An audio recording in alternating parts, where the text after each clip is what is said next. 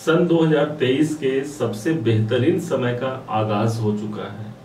यही वो समय है जो सावन के महीने में ये विशेष परिवर्तन आपके जीवन में एक स्वर्णिम शुभ अवसर लेकर के आया है। यदि आप किसी भी प्रकार से किसी समस्या से ग्रसित हैं तो ये समझिए कि भगवान महादेव की कृपा आप पर विशेष बनी हुई है, क्योंकि इसी समय पर शनि देवता और आपके राहु केतु जो विशेष तौर पर आपके जीवन को प्रभावित कर रहे थे, भगवान महादेव की कृपा से वो सब अभी नॉर्मल स्थिति पर आने वाले हैं। क्या होने वाला है, कैसे भगवान महादेव हम पर कृपा की बरसात करेंगे, कैसे हमारा गोल्डन टाइम ये हो सकता है, कब तक रहेगा, इस पर हम चर्चा करने जा रहे हैं। आपका जन्म यदि मीन लग्न में हुआ है, मीन राशि में हुआ है, आप बने रहेंगे। देखिएगा कि ठीक मीन राशि मीन लग्न के दूसरे भाव पर गुरु देवता आए हुए थे, जो कि आपके स्वयं आपके लग्नाधिपति हैं, आपके राशिपति हैं देवगुरु बृहस्पति।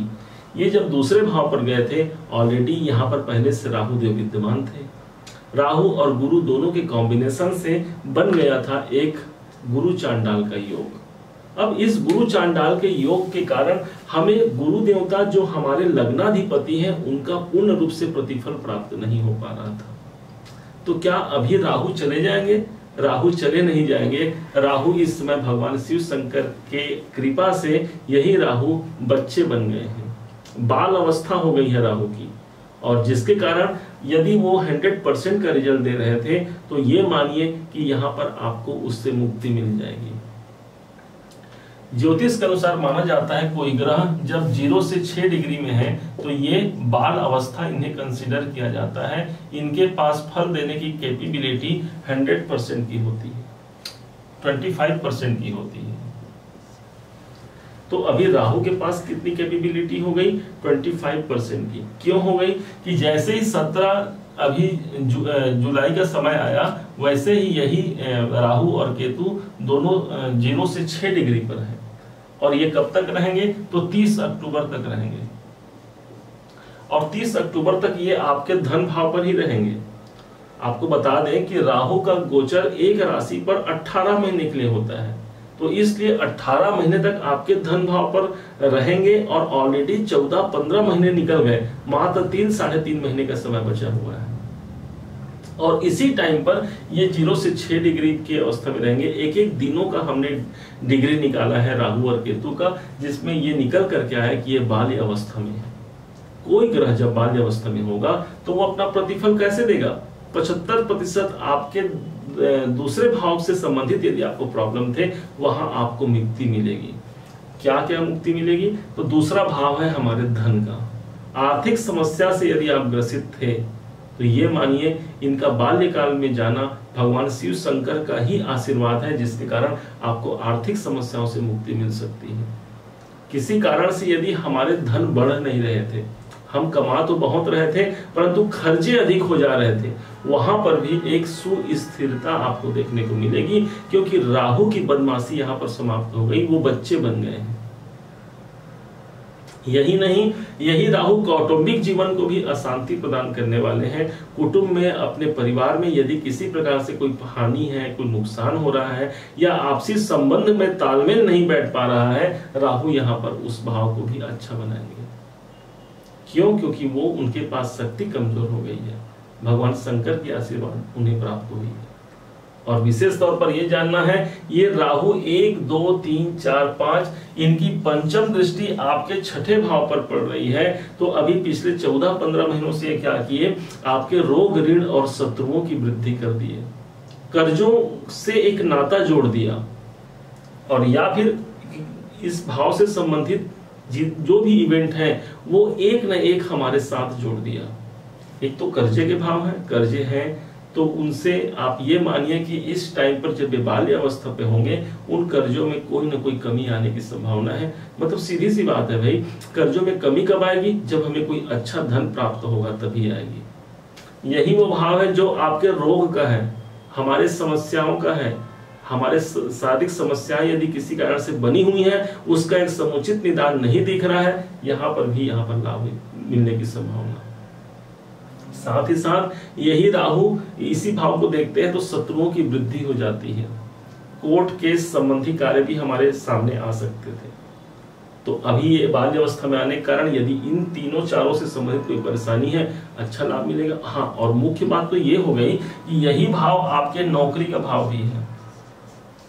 तो नौकरी में यदि आपको लगता था कि जितना मैंने परिश्रम किया है उस परिश्रम के अनुसार मुझे जॉब नहीं मिल रहा है, या सैलरी नहीं मिल रही है, या किसी प्रकार से आपको कंप्रोमाइज करके अपना कार्य करना पड़ रहा है पिछले 14-15 महीनों से, तो ये मानिए कि इन 3-3.5 महीने में कोई विशेष एक अवसर ऐसा मिल पाएगा जो आपको कैरियर, आपकी नौकरी में भी आपको ग्रोथ दिला दे।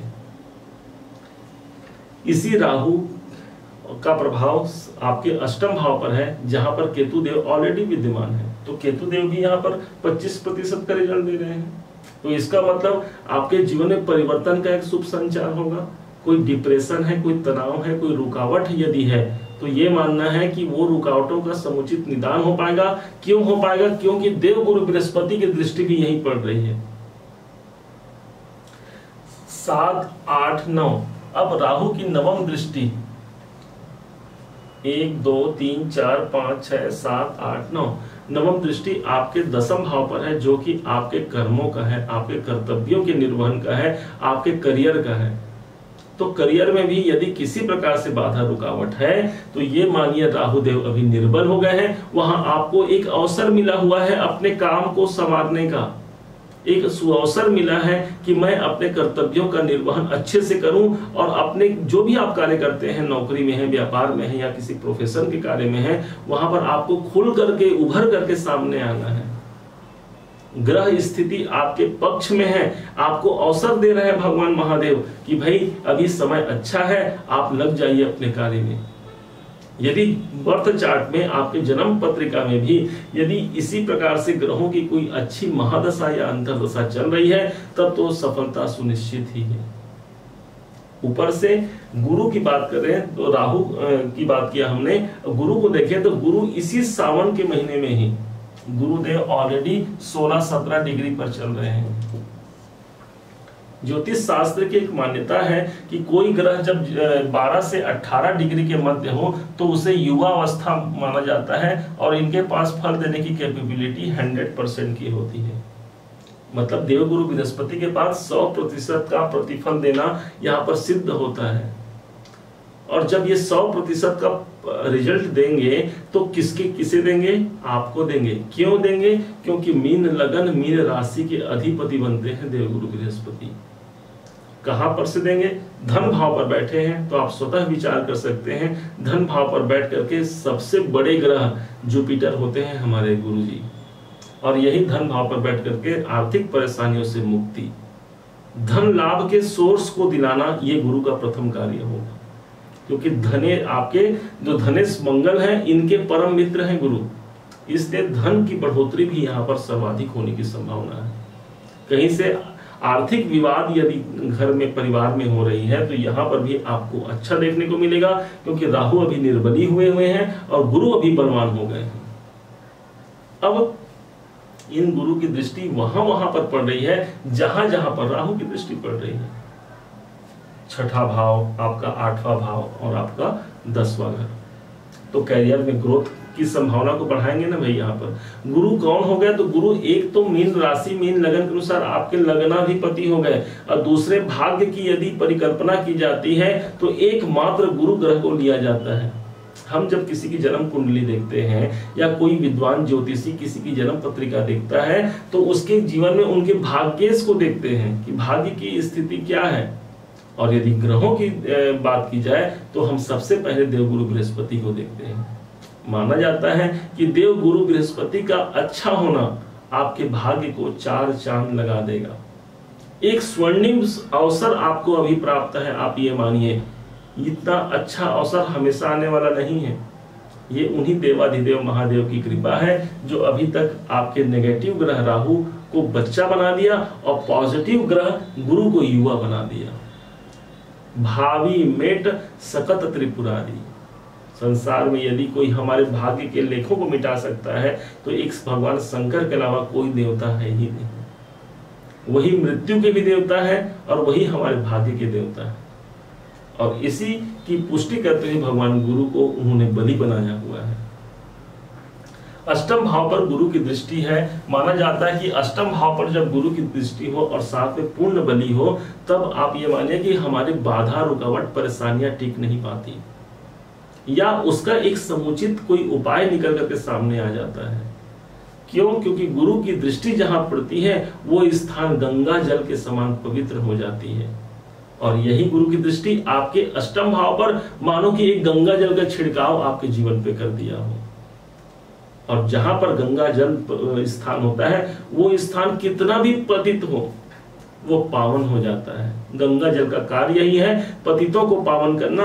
और इसी प्रकार जब आपके अष्टम भाव आपके रुकावटों, आपके बाधाओं, आपके परेशानियों पर यदि गंगा जल पड़ जाए तो उस भाव की जागृति भला कैसे संभव ना हो। ऑलरेडी पहले से यहाँ पर केतु देव विद्यमान है, जो अभी राहु के साथ साथ इनका भी प्रभाव न्यून हो गया है, अर्थात कम हो गया है।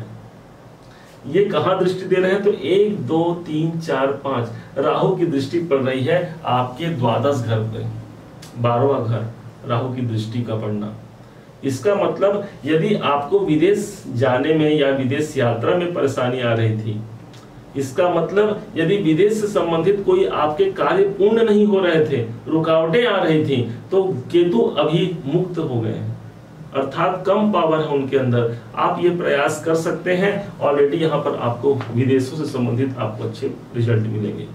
यदि आप खर्चे को लेकर के परेशान थे, क्योंकि द्वादश भाव हमारा खर्चा है, तो खर्चों में भी यहाँ पर नियंत्रण होने की संभावना, हॉस्पिटल संबंधी खर्चा को यहाँ पर बढ़ाने की कार्य यहाँ पर हो रही थी। अब समझना है केतु की दृष्टि आपके धन भाव पर तो है ही है, और पहले से यहाँ पर गुरुदेव विद्यमान है, राहु विद्यमान है, तो आर्थिक परेशानियों को भी यहाँ पर ला करके आपके सामने रख रहे थे। तो अभी फिलहाल कब तक होगा? तो 30 अक्टूबर तक ऑलरेडी ये आपके निर्बली बने हुए हैं। इसलिए आप जल्दी से वो सब काम कर लीजिए जो आप धन से संबंधित करना चाहते थे। निवेश करना है, करिए। क्यों? क्योंकि निवेश का प्रतिफल हमें आगे चल के जरूर प्राप्त होता है। अब उस ग्रह की बात कर लेते हैं जो ग्रहों के दंड नायक जिन्हें माना गया है। यही तो है हमारे शनिदेव। और यही शनिदेव अभी आपने देखा होगा कि 17 जनवरी सन 2023 का वो दिन था जब यही शनिदेव आपके द्वादश भाव पर गोचरवश आए हुए थे।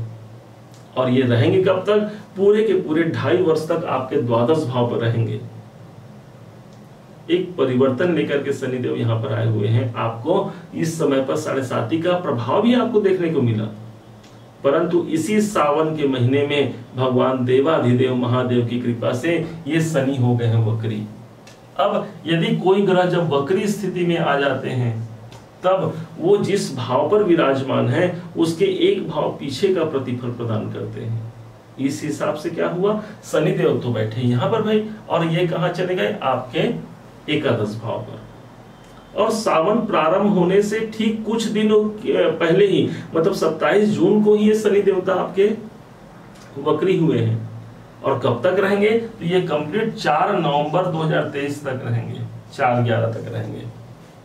तो 4 नवंबर तक ये मानिए कि आपको एकादश भाव के फल सर्वाधिक मिलेंगे। कौन से भाव क्या फल मिलेगा? तो एकादश हमारी इच्छाओं की पूर्ति का है, हमारी कामनाओं की सिद्धि का है। हर व्यक्ति के जीवन में एक न एक कामनाएं जरूर होती है, और उसका वो ड्रीम होता है, सपना होता है कि मेरे वो काम जरूर पूर्ण होते, जिसके लिए वो निरंतर प्रयास करता है। लेकिन कभी कभी ऐसा होता है कि उसमें सार्थकता प्राप्त नहीं होती। वक्री स्थिति में आना मतलब शनि देवता जो कर्म कारक हैं, आपकी कामनाओं की पूर्ति हेतु यहाँ पर बाध्य होते हैं। क्यों बाध्य होते हैं? क्योंकि शनि देवता किनके भक्त हैं? शनि देवता के गुरु होते हैं भगवान महादेव, और भगवान महादेव से ही इन्होंने गुरु दीक्षा ली हुई है। और इसी कारण से भगवान महादेव की कृपा से इसी सावन के महीने में आपको आपके इच्छाओं की पूर्ति होते हुए दिखेगी।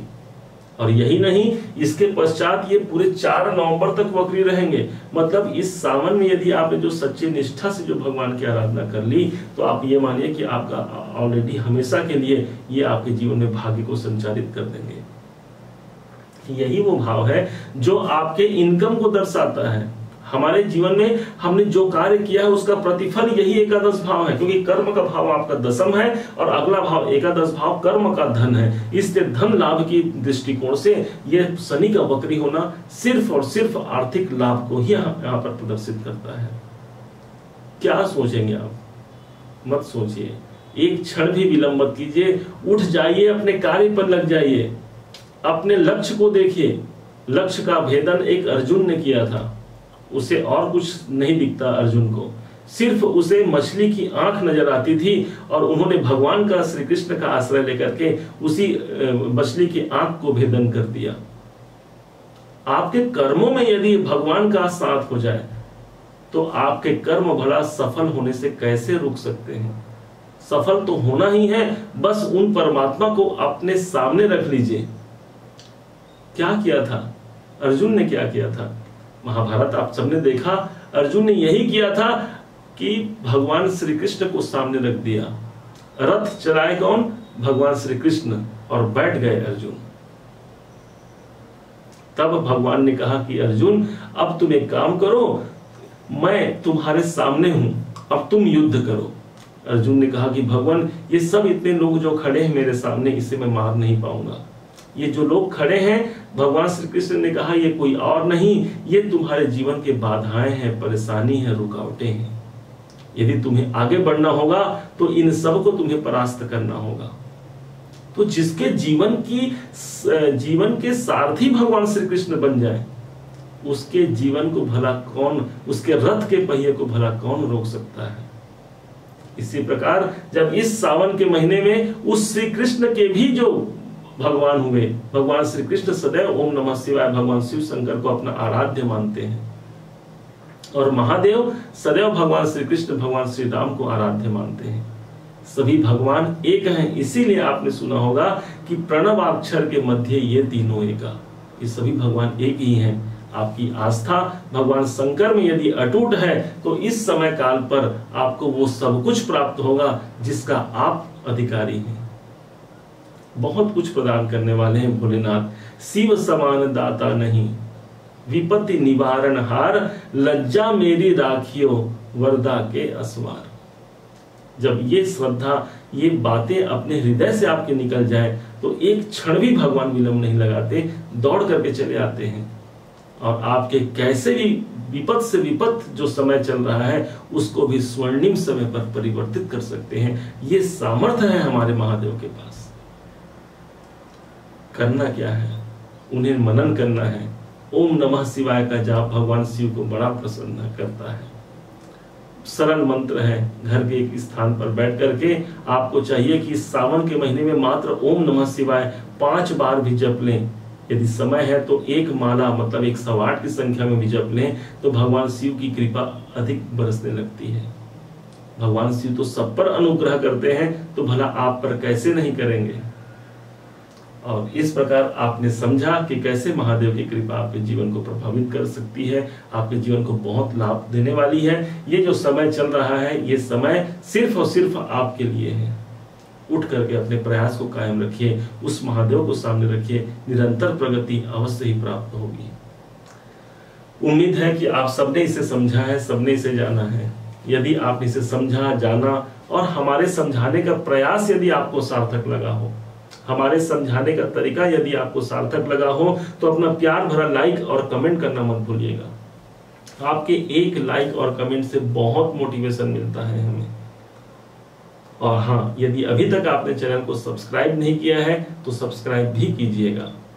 पुनः एक बार फिर आप सभी का दिवस बहुत मंगलमय हो। इन्हीं शुभकामनाओं के साथ ओम नमः शिवाय।